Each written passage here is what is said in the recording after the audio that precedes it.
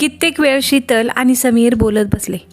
त्रिशाने शीतलला ओळखलं नाही याचं दुःख वाटत होतं. ती पुन्हा पुन्हा त्रिशाकडे जाण्याचा हट्ट करत होती, पण समीर तिला थांबवत होता. तेवढ्यात आई त्रिशाला घेऊन आली. समोर तिला पाहून शीतल तिच्याकडे उत्सुकतेने पाहू लागली. मी तुझी आई आहे बाळा, ये ना माझ्याकडे. शीतल आपले डोळे पुसत म्हणाली, जा बाळा, आपल्या आईकडे जा. आई त्रिशाकडे पाहून म्हणाली. त्रिशाने क्षणभर शीतलकडे पाहिलं. ती अलगद तिच्याकडे गेली. शीतलला याचा आनंद झाला. पुन्हा कित्येक वेळ ती तिच्यासोबत खेळत राहिली. मध्येच ती तिला आपल्या मिठीत घेत होती. समीर आणि आई लांबूनच कित्येक वेळ हे पाहत होते. तेवढ्यात समीरच्या बाजूला ठेवलेला फोन वाजला. समीर फोन उचलताच समोरून कोणीतरी स्त्री बोलत होती. हॅलो, दीक्षितांचा नंबर आहे ना हा? हो, आपण? नमस्कार, मी मेघा जोशी बोलते आहे, शीतल मॅमच्या ऑफिसमधून. ओके, 1 मिनिट हां, त्यांना देतो मी फोन. समीरने फोन बाजूला ठेवला. समोर त्रिशासोबत खेळत असलेल्या शीतलला त्याने हाक मारली. तिच्या ऑफिसमधून फोन आल्याचं तिला सांगितलं. शीतलने फोन घेतला. हॅलो, हां मेघा, बोल ना. मॅडम, कुठे आहात आपण? सकाळपासून किती फोन लावते मी तुमच्या घरी. नंतर कळालं की फ्लॅटला तर कुलूप आहे. मग कसा तरी बॉसने एमर्जन्सी नंबरमधून तुमचा घरचा नंबर शोधून काढला. काय झालं असं अचानक तुम्ही तिकडे गेलात? अगं हो मेघा, ॲक्च्युली मी थोड्या वेळाने ऑफिसमध्ये फोन करणारच होते की आज मी येणारच नाही म्हणून. माझ्या मुलीची अचानक तब्येत बिघडली म्हणून रात्रीतूनच मला इकडे यावं लागलं. ओके मॅम, मग काल रात्री तरी मला सांगायचं ना. एक फोन केला असता तरी चाललं असतं. नाही गं, खूप उशीर झाला होता म्हणून नाही केला मी फोन. बरं ठीक आहे, तुम्ही काळजी घ्या. तुमचा निरोप मी बॉसना कळवते. त्याही सकाळपासून मला विचारत होत्या अचानक कुठे गेल्या तुम्ही म्हणून. नक्की सांग ना. नक्की सांग ना त्यांना, आणि माझ्याकडून त्यांना सॉरी पण सांग. मी अशी न काही कळवता आले, त्यांना वेगळंच काही वाटेन पुन्हा. डोंट वरी मॅम, त्या सहसा फॅमिली प्रॉब्लेम असेल तर काही म्हणत नाहीत. मी सांगते त्यांना. थँक्स मेघा. शीतल आणि मेघाचं बोलणं झाल्यावर शीतल थोडा वेळ आपल्याच विचारात गुंग होते. हे पाहताच समीर तिच्या जवळ येतो. काय झालं शीतल, काही प्रॉब्लेम तर नाही ना? नाही समीर, प्रॉब्लेम असं म्हणता येणार नाही, पण उद्या परवा मला पुन्हा ऑफिसला जावं लागेल. म्हणजे पुन्हा त्रिशापासून दूर जावं लागेल. तेव्हाचं तेव्हा पाहूया ना. आता तरी मस्त वेळ घालव तिच्यासोबत. ती बघ तुझ्याकडे कशी पाहते आहे ती. समीर मिश्लीलपणे हसत म्हणाला. शीतलही गालातल्या गालात हसली. त्रिशाकडे धावत गेली. कित्येक वेळ तिच्यासोबत खेळत बसली. समीर एकटक त्या दोघींकडे पाहत राहिला. शीतल आणि त्रिशा या दोघी जणू माझ्या आयुष्याच्या 2 बाजू आहेत. आई बाबा नंतर माझ्या आयुष्यात माझं असं म्हणावं जिथं हक्कानं मी माझं सर्वस्व अर्पण करावं असं एक अढळ स्थान म्हणजे या दोघी. ज्यांच्यासाठी घाम गाळावा, अहोरात्र कष्ट करावे, जगातलं हवं ते सुख यांच्या पायी आणून ठेवावं असंच मला वाटतं. शीतलने जेव्हा पहिल्यांदा मला ती आई होणार आहे हे सांगितलं तेव्हा जेवढा आनंद झाला होता त्याहीपेक्षा जास्त आनंद मला आज होतोय त्या दोघींना हसत खेळत पाहताना. एका सुखी संसारात अजून ते दुसरं काय हवं होतं?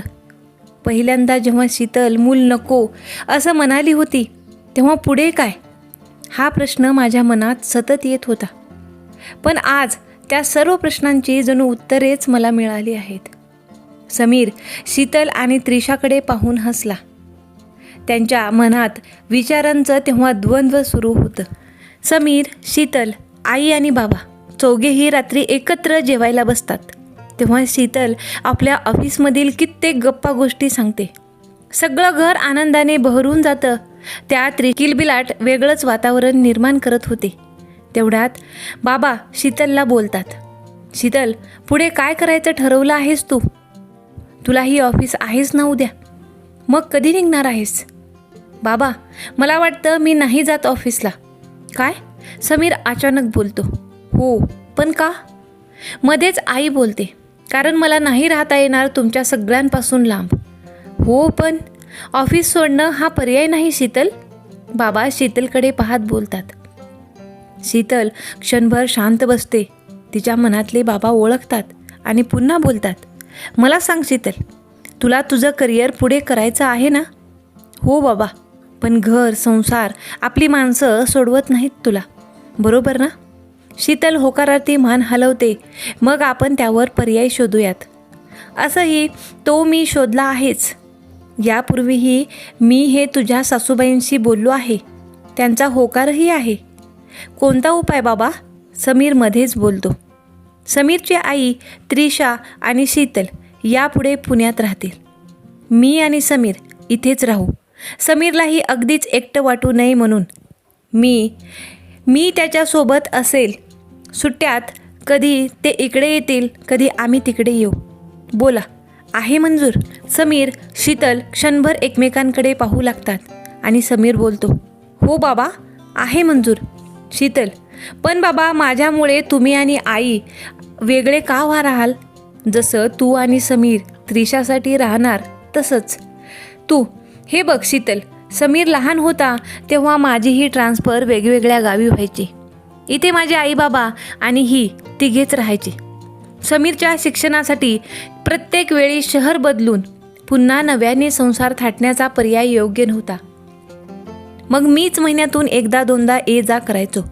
पण त्यामुळे माझ्यात आणि हिच्यात कधी दुरावा नाही आला. उलट अजून प्रेम घट्ट होत गेलं. बाबा, खरंच तुमचं हे सगळं ऐकून मला आता मी किती चूक केली हे कळून येत आहे. चूक नाही म्हणता येणार शीतल, पण बोलण्याने मार्ग भेटतात. तू कधी माझ्याशी याविषयी चर्चाच केली नाहीस आणि तुमच्या दोघांच्या मध्ये बोलणं मला योग्य वाटलं नाही. बाबा, पण तुम्ही हक्काने सांगायचं होतं ना आम्हाला. आम्ही आपल्या शब्दांच्या बाहेर आहोत का? समीर मध्येच बोलला. हो बाबा, तुम्ही म्हणाल तसे होईल, शीतल म्हणाली. मग आता मी म्हणतो तसेच करा. यामध्ये मला काय वाटतं, तुझ्या आईला काय वाटतं हे महत्त्वाचं नाही आहे. तुमच्या दोघांचं करिअर महत्त्वाचं आहे. आणि प्रत्येक वेळी आपल्या मुलांसाठी आईने आपला जॉब करिअर का सोडावं? मीही याच्या विरोधात आहे. स्त्रीलाही तितकाच अधिकार आहे आपलं आयुष्य घडवण्याचा. शीतलला बाबाचं बोलणं ऐकून काय बोलावं हे कळतच नव्हतं. लग्न, मूल, संसार यामध्ये गुरफटून गेलं की आयुष्यात स्त्रीने काहीही करावं हा विचार सहसा ती विसरून जाते. पण स्वतः बाबा तिला भरारी घेण्यासाठी प्रेरित करत होते. उद्या सर्व आवराआवर करा आणि परवा पुण्याला निघा. ठीक आहे बाबा. बाबांच्या या निर्णयाने शीतल खूप खुश झाली. तिने मेघाला लगेच फोन करून परवा येत असल्याचे कळवले. समीरही बाबांच्या विचारांनी प्रभावित झाला. जेवण केल्यानंतर शीतल आणि समीर दोघेही खोलीत आले. कित्येक वेळ एकमेकांच्या मिठीत राहिले. समीर आणि शीतल एकमेकांच्या प्रेमात हरवून गेले. दुसरा दिवस सर्व आवराआवर करण्यातच गेला. बाबा आणि समीर त्या तिघींना पुण्याला सोडण्यासाठी जायचं ठरलं. जायच्या दिवशीही सगळे आवराआवर करतच होते. समीर आणि शीतल मध्येच काही राहिलं तर नाही ना याची शहानिशा करत होते. बाबा त्रिशाला आपल्या कडेवर घेऊन सर्व घरात फिरत होते. आज त्रिशा पुण्याला जाणार या विचाराने त्यांच्या मनात घालमेल होत होती. एका आजोबाला आपल्या नातीपासून दूर राहण्याचं दुःख काय असतं जणू ते व्यक्तही करू शकत नव्हते. घरभर फिरून खेळत असताना समोर दरवाजा वाजतो.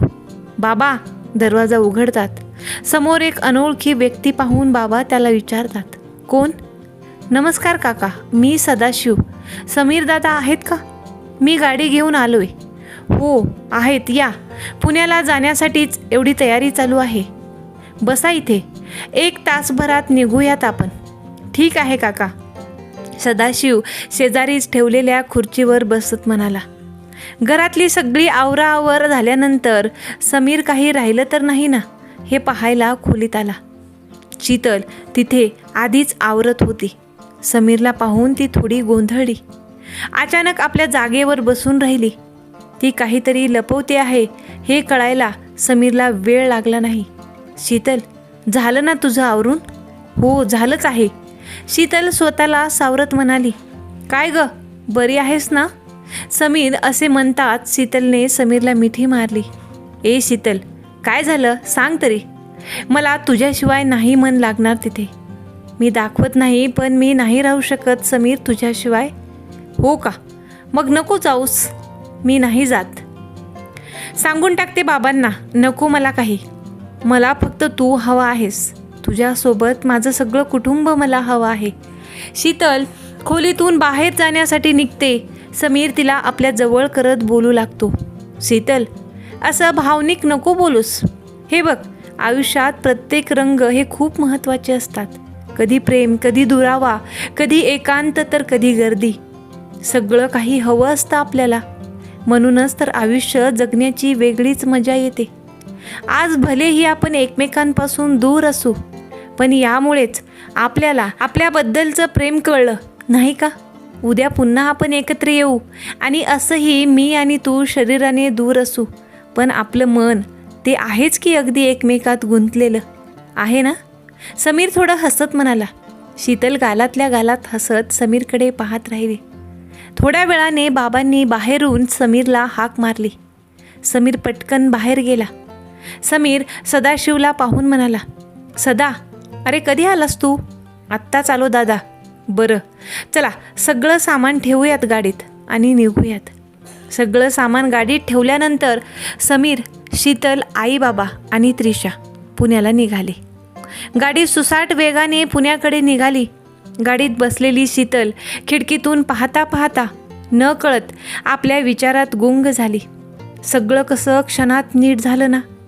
बाबांच्या एका निर्णयाने माझ्यातला आणि समीरमधला दुरावा, कडवटपणा क्षणात नाहीसा झाला. यापूर्वीच मी हा विषय बाबांना बोलले असते तर आजपर्यंत हे सगळं घडलंच नसतं. पण म्हणतात ना की प्रत्येक गोष्टीला एक वेळ द्यावी लागते, तसंच काहीसं झालंय माझं. पहिल्यांदा उगाच आई न होण्याचा निर्णय, पण सगळ्यांनी सांभाळून घेतलं आणि मी आई झाले. पुन्हा त्रिशाला एकटं सोडून यायचा निर्णय. सगळं न कळत घडत गेलं. जे घडलं ते चांगल्यासाठीच घडलं म्हणायचं. नाहीतर मला कसं कळलं असतं की हे सगळे माझ्यावर किती प्रेम करतात ते. पण आता यापुढे अजिबात काही करणार नाही मी. आई बाबा समीर यांना विश्वासात घेऊनच आता कोणताही निर्णय घेणार आहे. शीतल त्रिशाच्या आवाजाने भानावर आली. समोर पाहते तर बाबा आणि त्रिशा खेळण्यात दंग झाले होते. बाबा जणू लहान मुलासारखे तिच्यासोबत खेळत होते. संध्याकाळी गाडी पुण्याला पोहोचली. सगळे सामान फ्लॅटवर ठेवून आवराआवर करून सगळे दमले. बाबा समीर उद्या गावी परत जायचं ठरलं. शीतल ऑफिसला निघाली की ते निघणार होते. रात्री सगळे केव्हा झोपी गेले कळलंही नाही. सकाळची सुरुवात त्या एवढ्या मोठ्या फ्लॅटमध्ये त्रिशाच्या दंगामस्तीने झाली. आई सगळ्या फ्लॅटमध्ये फिरून पाहणी करत होती. शेजारी कोण आहेत त्यांच्याशी बोलत होती. शीतलला आज त्या फ्लॅटमध्ये राहावंसं वाटत होतं. शीतल त्या गडबडीतही ऑफिसला जाण्यासाठी तयार होत होती. बाबा समीरही परतीच्या प्रवासाला जाण्यासाठी तयार होत होते. आई सर्वांसाठी नाश्ता तयार करत होती. तिला या सगळ्या नवीन गोष्टींना क्षणात जुळवून घ्यायचं होतं. समीर, शीतल सगळं आवरून बाहेर येत हाक मारू लागली. हा शीतल बोल. अरे काही नाही, मी निघते आता. तुम्ही राहा ना अजून 2-3 दिवस. आई नाही तेवढीच सोबत होईल. अगदीच अचानक सगळा बदल, मग त्यांना करमणार नाही इथे. शीतल तू नको काळजी करूस. माझी नात आहे ना सोबत माझ्या, मग मला काही वाटणार नाही. आई मध्येच हसत म्हणाली. आणि शीतल माझी आजचीच रजा आहे. मलाही उद्या ऑफिस जॉईन करायचं आहे. समीर त्रिशाला कडेवर घेत म्हणाला. आता मला रहा नको बरं म्हणूस, नाहीतर माझा पाय नाही निघणार इथून. बाबा शीतलला हसत म्हणाले. मग नका ना जाऊ बाबा, समीरसोबत जावं लागेल. शीतल बाबा आपले अश्रू लपवत म्हणाले. ठीक आहे बाबा, मी येऊ आता. तुम्ही निवांत निघा गावी.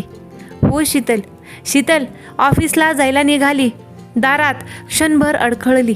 मागून न कळत तिला एक आवाज आला, आई. समीर, आई आणि बाबा सगळे आश्चर्याने पाहू लागले.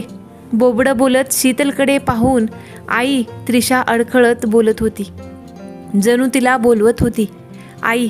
त्रिशा पुन्हा पुन्हा अडखळत बोलण्याचा प्रयत्न करत होती. शीतल क्षणभर जागेवर तशीच उभी राहिली.